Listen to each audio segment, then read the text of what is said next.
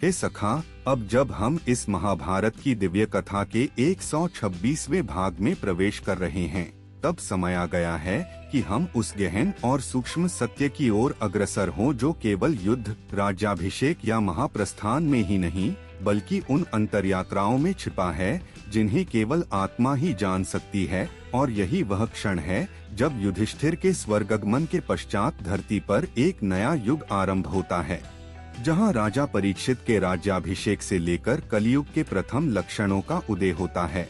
और हे सखा, परीक्षित जो अभिमन्यु और उत्तरा का पुत्र था, वह एक ऐसा बालक था जिसे भगवान श्री कृष्ण ने स्वयं अपने सुदर्शन चक्र से मृत्युगर्भ से जीवन दान दिया था, और इसीलिए उसमें वह दिव्यता भी थी जो केवल किसी दैविक कृपा से ही मिलती है। और जब वह राजा बना, तब उसने पांडवों की परंपरा को आगे बढ़ाने का प्रयत्न किया, न्याय, धर्म और करुणा को अपने शासन का मूल बनाया। किंतु हे सखा, काल की गति को कोई रोक नहीं सकता, और कलियुग जो युद्ध के अंत के साथ ही आरंभ हो चुका था, अब धीरे धीरे अपनी छाया फैला रहा था। और उसी काल में एक ऐसा प्रसंग घटा जिसने परीक्षित के जीवन को नया मोड़ दिया। एक दिन जब वह आखेट पर गया और अत्यधिक प्यासा हुआ, तब वह एक आश्रम में पहुंचा जहां ऋषि शमी समाधि में लीन थे। और परीक्षित ने बार बार उन्हें पुकारा, किंतु कोई उत्तर नहीं मिला। तब क्रोधित होकर उसने एक मृत सर्प उठाकर ऋषि के कंधों पर रख दिया। यह एक अशोभनीय कार्य था जो उसके धर्मसंगत व्यवहार के विपरीत था, किंतु यह उस समय की दुर्बलता और कलियुग के प्रभाव का प्रतीक था।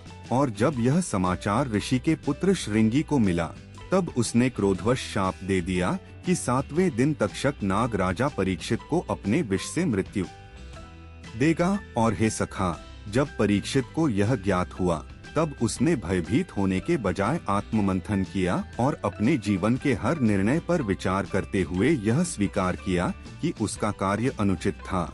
और वह यह भी जानता था कि अब मृत्यु निश्चित है, किंतु उसने उस मृत्यु को भी एक साधना बना लिया।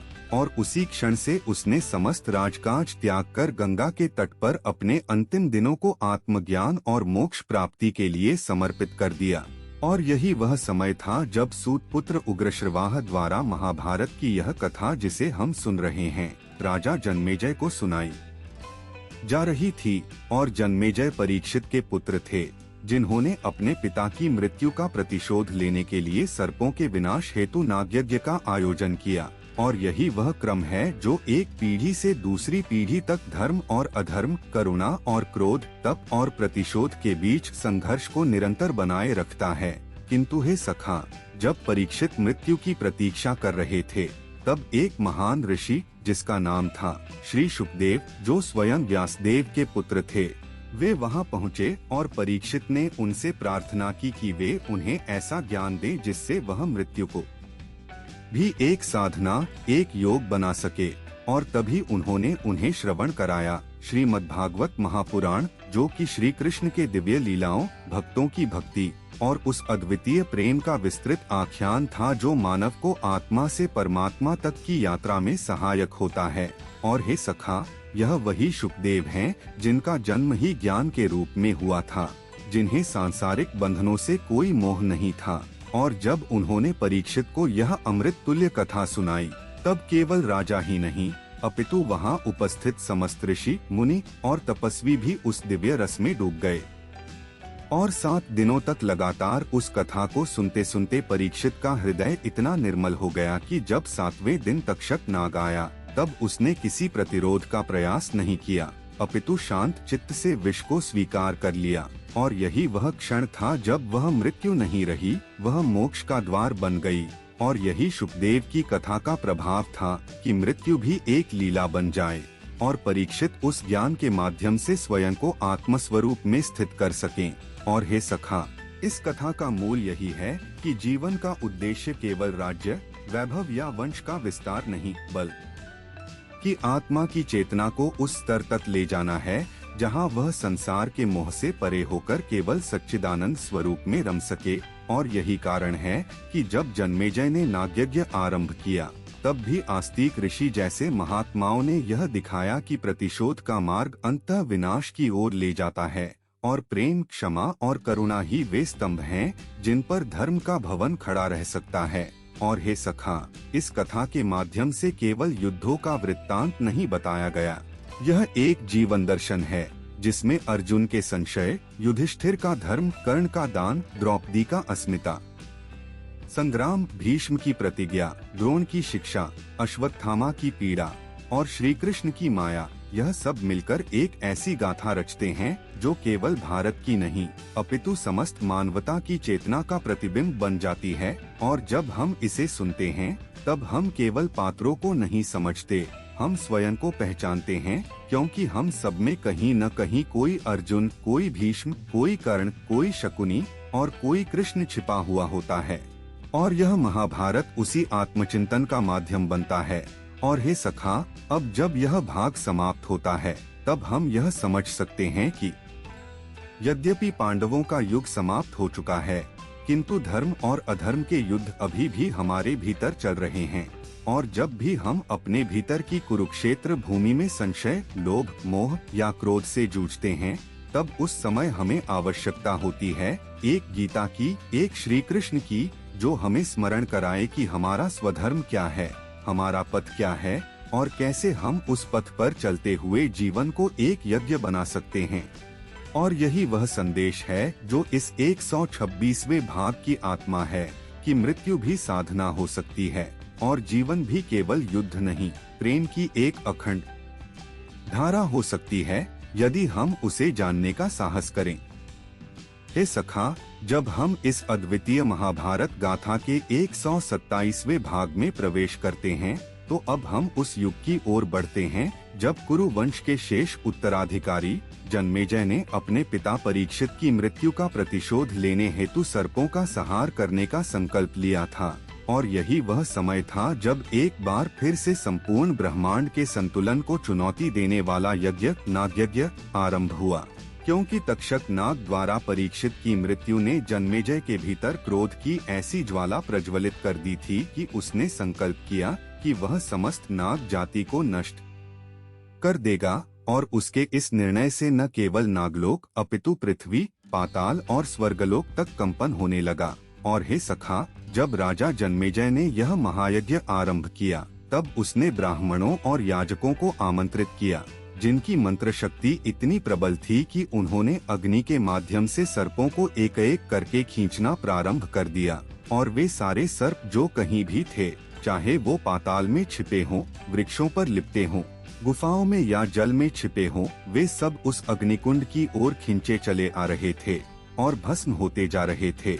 और तक्षक भी भयभीत हो गया था। इस कारण वह इंद्र के शरण में चला गया और इंद्र ने उसे अपने सिंहासन पर बैठा लिया। किंतु याजकों की मंत्र शक्ति इतनी प्रबल थी कि अब अग्नि ने इंद्र के सिंहासन को भी खींचना आरंभ कर दिया, जिससे संपूर्ण स्वर्गलोक में व्याकुलता फैल गई और देवता भी भयभीत हो उठे कि कहीं यह यज्ञ देवताओं को भी निगल न जाए।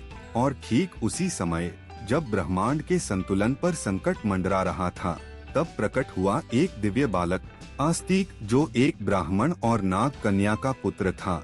और वह केवल एक बालक नहीं था, वह उस करुणा का प्रतीक था जो कभी कभी क्रोध के अंधकार में भी मार्गदर्शन करती है। और हे सखा, आस्तिक बाल्यकाल से ही तेजस्वी था, वेदों और शास्त्रों में पारंगत था।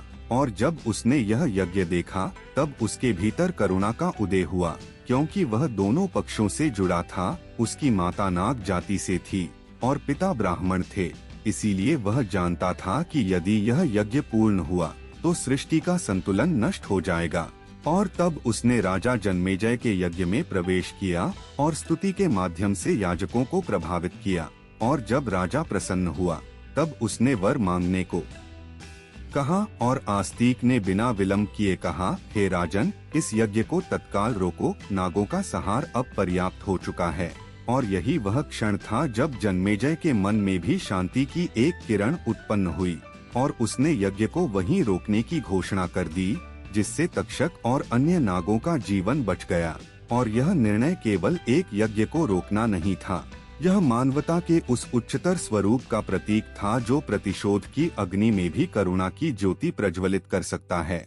और हे सखा, आस्तिक के इस महान कार्य के कारण उसका नाम युगों तक अमर हो गया और राजा जन्मेजय ने भी उस क्षमा और विवेक के साथ शासन किया जिससे वह अपने पिता के गौरव को आगे बढ़ा सके। किंतु यह घटना यह भी दर्शाती है कि कैसे एक क्षणिक क्रोध, एक भूल या एक अहंकार का निर्णय संपूर्ण सृष्टि को विनाश की ओर ले जा सकता है और कैसे एक बालक की सद्बुद्धि, तप और आत्मबल से वह विनाश रोका जा सकता है।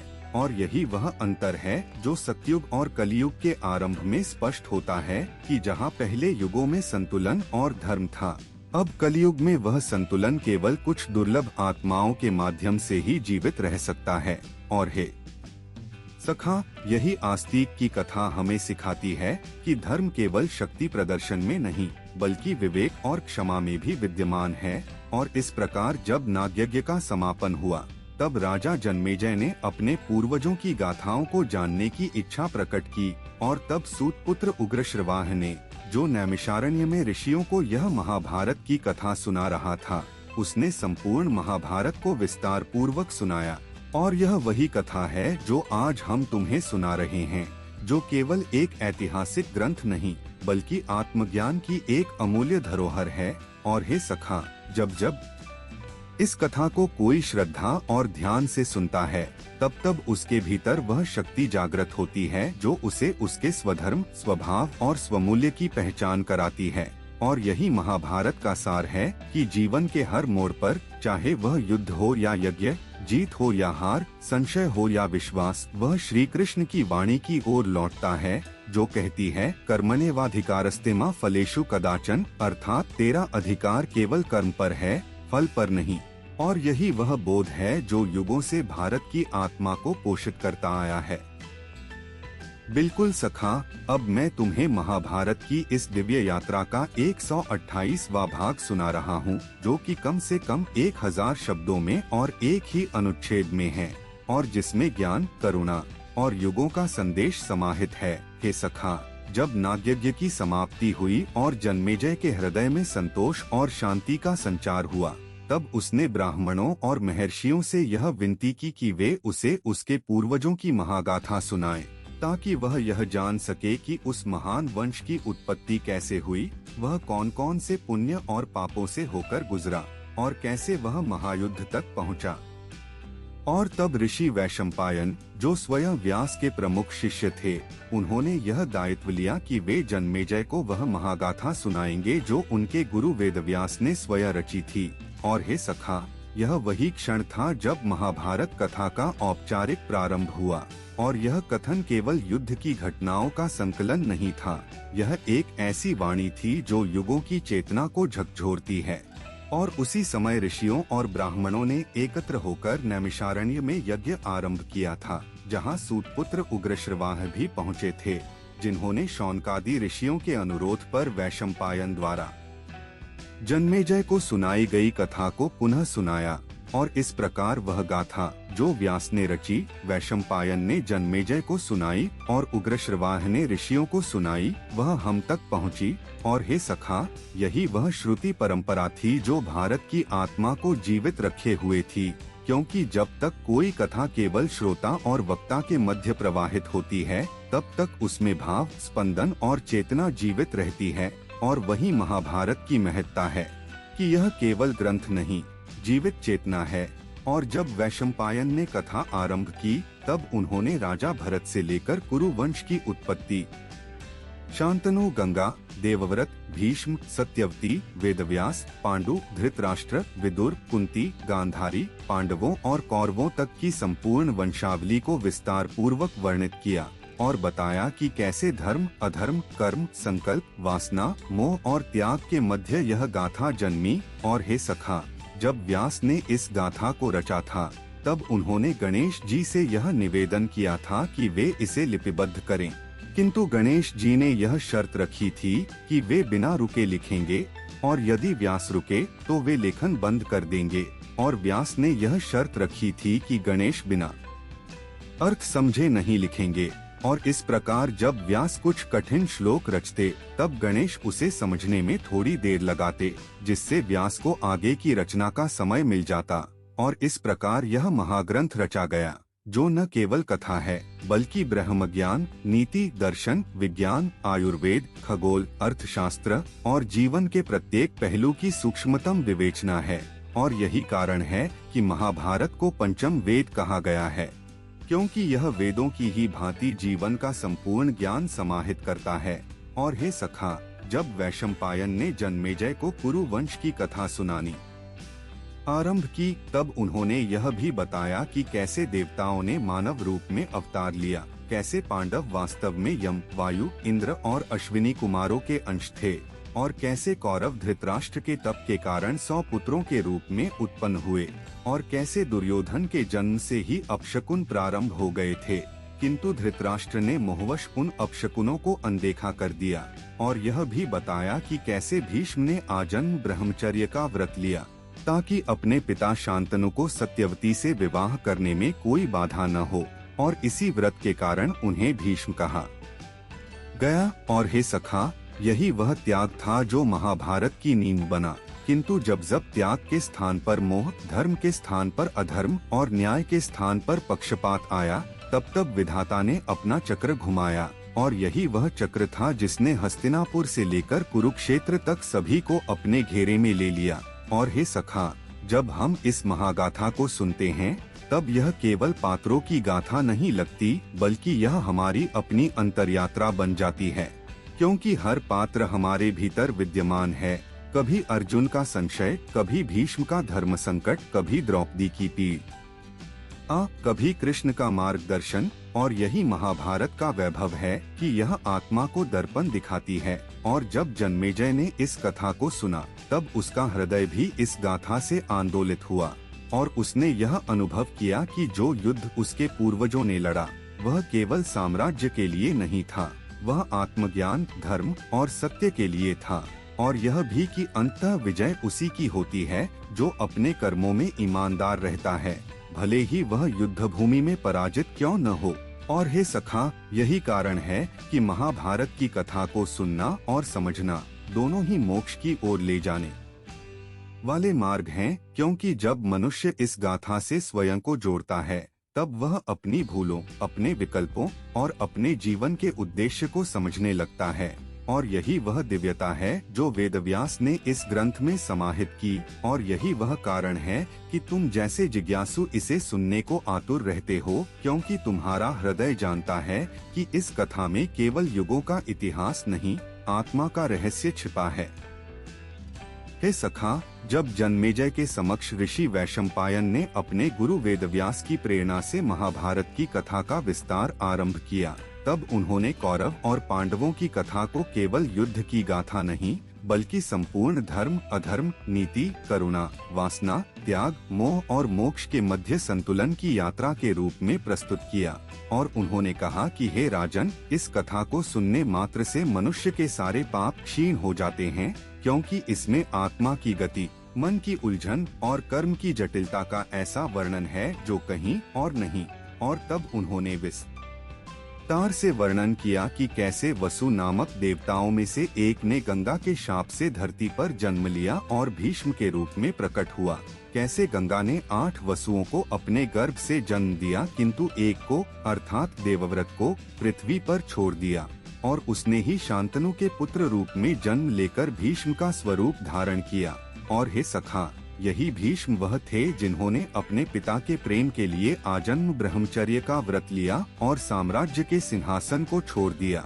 और जब सत्यवती के पुत्र विचित्रवीर्य की मृत्यु हुई, तब वंश की निरंतरता हेतु व्यास को आहूत किया गया, और व्यास से धृतराष्ट्र, पांडु और विदुर उत्पन्न हुए, जिनमें से धृतराष्ट्र ने गांधारी से विवाह किया और गांधारी ने भगवान शिव की तपस्या कर 100 पुत्रों की प्राप्ति का वर मांगा, परंतु यह नहीं सोचा कि उनका भाग्य किस दिशा में जाएगा।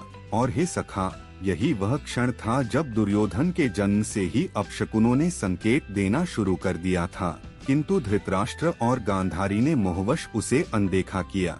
और यही उस अधर्म की नींव थी जो धीरे धीरे संचित होती रही। वहीं पांडु ने कुंती और माद्री से विवाह किया और तपस्या के समय मुनियों के शाप से शापित होकर वनवास में चले गए। और वहीं कुंती ने ऋषि दुर्वासा से प्राप्त मंत्र के बल पर यमराज, वायुदेव और इंद्र से युधिष्ठिर, भीम और अर्जुन को प्राप्त किया तथा माद्री ने अश्विनी कुमारों से नकुल और सहदेव को जन्म दिया। और हे सखा, इन पांडवों का जन्म केवल शौर्य या बल के लिए नहीं, बल्कि धर्म, नीतिपरायणता और लोक कल्याण की स्थापना के लिए हुआ था। और जब पांडु की मृत्यु के पश्चात कुंती अपने पुत्रों को लेकर हस्तिनापुर आई, तब वहीं से वह द्वंद्व आरंभ हुआ जो अंततः कुरुक्षेत्र के महासंग्राम तक पहुंचने वाला था। और हे सखा, जब दुर्योधन ने पांडवों के प्रति ईर्ष्या पालनी आरंभ की, तब शकुनी, जो गांधारी का भाई था, उसने अपने कपट बुद्धि से उस ईर्ष्या को हिंसा में परिवर्तित किया और लाक्षागृह की योजना बनाई गई, जिसमें पांडवों को जलाकर मार डालने का प्रयास हुआ। किंतु विदुर की सूझबूझ और पांडवों की सजगता से वे बच निकले और वन में विचरण करते हुए वे एक ब्राह्मण परिवार की भांति जीवन यापन करने लगे।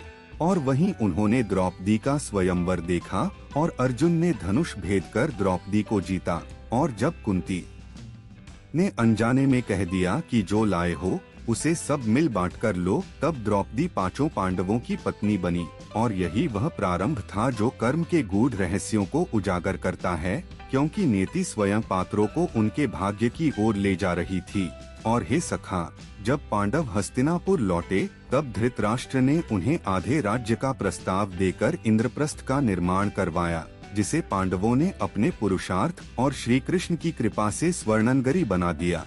और वहीं से वह द्वेष और गहरा हुआ, जब युधिष्ठिर ने राजसूय यज्ञ कर सम्राट की उपाधि प्राप्त की और दुर्योधन ने माया सभा में अपने अपमान का अनुभव किया। और यही वह क्षण था जब शकुनी ने द्यूत सभा की योजना बनाई और पांडवों को जुए में आमंत्रित किया गया, जहां युधिष्ठिर धर्म के प्रति निष्ठा रखते हुए एक एक करके अपने राज्य, भाइयों और अंततः द्रौपदी को हार गया। और हे सखा, जब द्रौपदी को सभा में खींचा गया और दुःशासन ने उसके वस्त्र हरण का प्रयास किया, तब कृष्ण ने अपनी माया से चीर को अनंत कर दिया। और तभी द्रौपदी ने प्रतिज्ञा की कि जब तक दुःशासन के रक्त से अपने केश नहीं धोएंगी, वह उन्हें नहीं बांधेंगी। और भीम ने प्रतिज्ञा की कि वह दुर्योधन की जंघा तोड़ेगा। और हे सखा, यही वह प्रतिज्ञाएं थीं जिन्होंने महाभारत के युद्ध की नींव रखी। और जब पांडवों को वनवास और अज्ञातवास का दंड मिला, तब उन्होंने उसे सहर्ष स्वीकार किया। किंतु उसके पश्चात जब दुर्योधन ने राज्य लौटाने से इनकार किया, तब कृष्ण ने दूत बनकर सभा में शांति प्रस्ताव रखा, जिसमें केवल 5 गांव मांगे गए। किंतु दुर्योधन ने कृष्ण के प्रस्ताव को ठुकरा दिया और यहाँ तक कहा कि वह सुई की नोक जितनी भूमि भी नहीं देगा। और हे सखा, जब अधर्म इस सीमा तक बढ़ जाए कि धर्म की वाणी भी तिरस्कृत हो, तब युद्ध ही धर्म की स्थापना का साधन बनता है। और तब तय हुआ कि कुरुक्षेत्र में धर्म और अधर्म की अंतिम परीक्षा होगी, जहां कृष्ण ने अर्जुन को गीता का उपदेश दिया, जो इस संपूर्ण गाथा का सार है। और हे सखा, इस प्रकार वह गाथा, जो एक लाक्षागृह से शुरू हुई, अब रणभूमि में परिवर्तित होने लगी, जहां केवल अस्त्र शस्त्र नहीं, अपितु मन, आत्मा और कर्म की परीक्षा थी। और यह परीक्षा केवल पांडवों या कौरवों की नहीं, बल्कि संपूर्ण मानवता की थी। और हे सखा, यही कारण है कि महाभारत केवल कथा नहीं, चेतना है। और तुम जैसे जिज्ञासु जब इसे सुनते हो, तो तुम भी उस चेतना का भाग बनते हो, क्योंकि यह कथा कालातीत है और इसका प्रत्येक शब्द आत्मा को जागृत करने की क्षमता रखता है।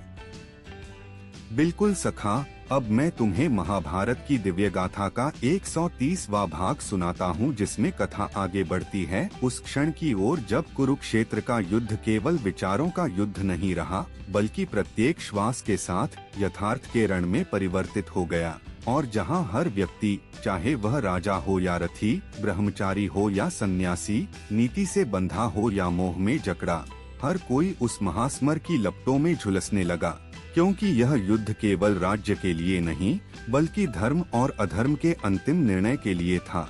और हे सखा, जब दुर्योधन ने युद्ध की घोषणा की और सभी राजाओं को अपने पक्ष में आमंत्रित किया, तब शकुनी की कुटिलता और कर्ण की मित्रता से उसे सहारा मिला। भीष्म और द्रोण जैसे आचार्यों को उनकी शपथों के कारण कुरुसेना में रहना पड़ा। जबकि उनके हृदय में वेदना और पश्चाताप की अग्नि धधक रही थी। और दूसरी ओर जब श्री कृष्ण ने अर्जुन को कहा कि वे युद्ध में शस्त्र नहीं उठाएंगे और केवल सारथी के रूप में उपस्थित रहेंगे, तब पांडवों की विजय सुनिश्चित हो गई थी, क्योंकि स्वयं नारायण ही जब तुम्हारी रथ की लगाम थाम लें तो तुम्हारा रथ अजय हो जाता है। और हे सखा, जब सेनाएं कुरुक्षेत्र में आमने सामने खड़ी हुईं और शंखनाद हुआ, तब अर्जुन ने युद्ध भूमि के मध्य में कृष्ण से रथ ले जाने को कहा और वहां अपने कुल, गुरुओं, भाइयों और संबंधियों को देखकर उसका गांडीव हाथ से गिर पड़ा और उसने युद्ध करने से मना कर दिया। और तब सखा कृष्ण ने उसे जीवन का वह परम ज्ञान दिया जो गीता के रूप में आज भी मानवता का पथ प्रदर्शक है, जिसमें उन्होंने अर्जुन से कहा कि हे पार्थ, तू कर्म कर, फल की चिंता मत कर, तू केवल अपने धर्म का पालन कर, क्योंकि आत्मा न तो जन्म लेती है न मरती है, वह तो केवल एक देह से दूसरी देह को धारण करती है। जैसे मनुष्य पुराने वस्त्रों को त्याग कर नए वस्त्र धारण करता है, वैसे ही आत्मा भी शरीर त्याग कर नए शरीर में प्रवेश करती है।